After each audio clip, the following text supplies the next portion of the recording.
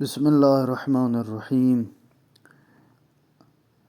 آپ کی خدمت میں احکام قرآن جن پر عمل کرنا لازمی ہے۔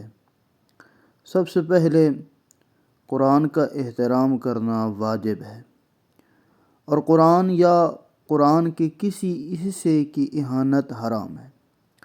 وضو کے بغیر اور اگر جنابت کی حالت میں ہیں تو غسل کے بغیر قرآن کی آیات کو مس کرنا جائز نہیں ہے۔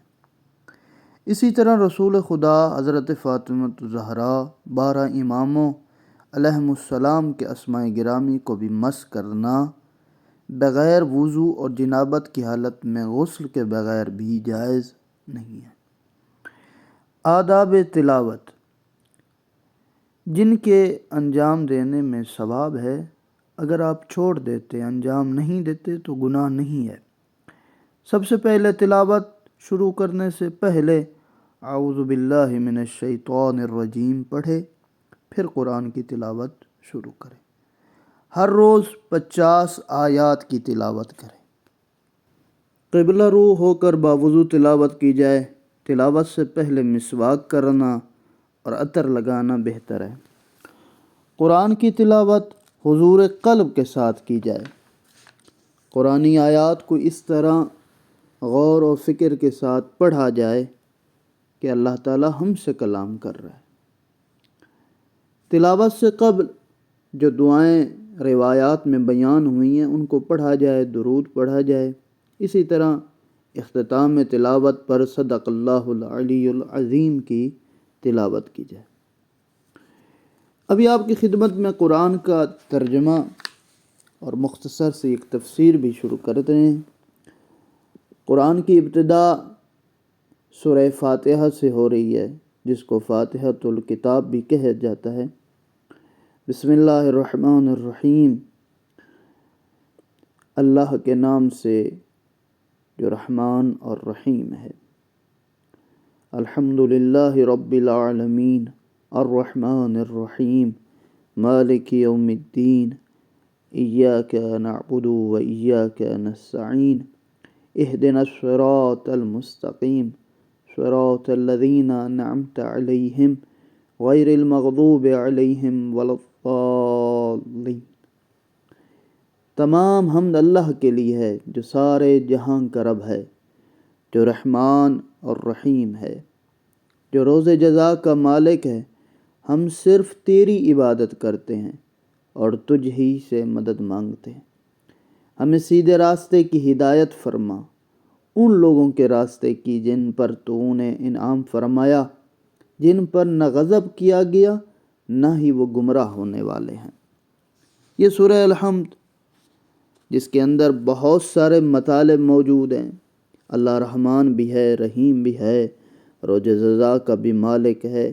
اگر آپ نے عبادت کرنی ہے تو وہ ذات پروردگار کی ہی عبادت کرنی ہے، اور پھر دعا کرنی ہے کہ میرے اللہ ہمیں سیدھے راستے کی ہی ہدایت فرما۔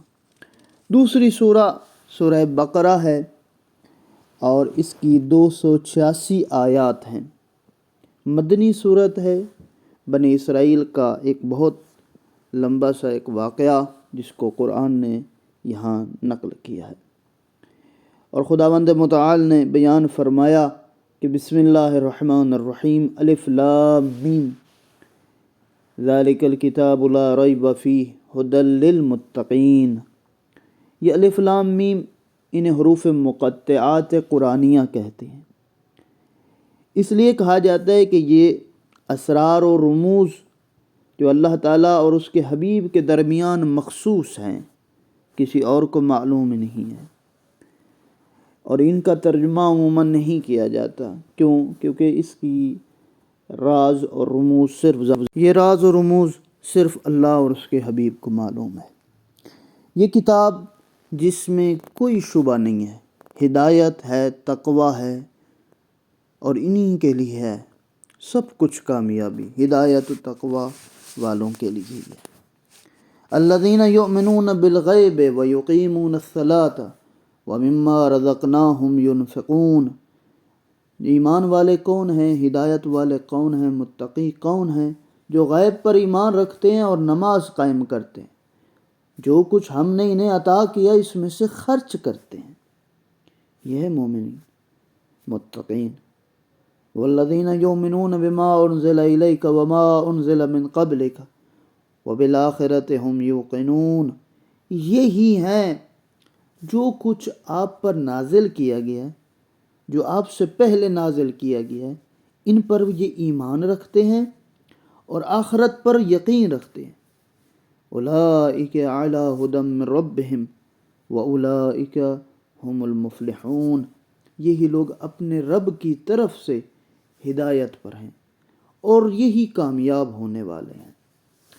ان الذین کفروا سواء علیہم اانذرتہم ام لم تنذرہم لا یؤمنون.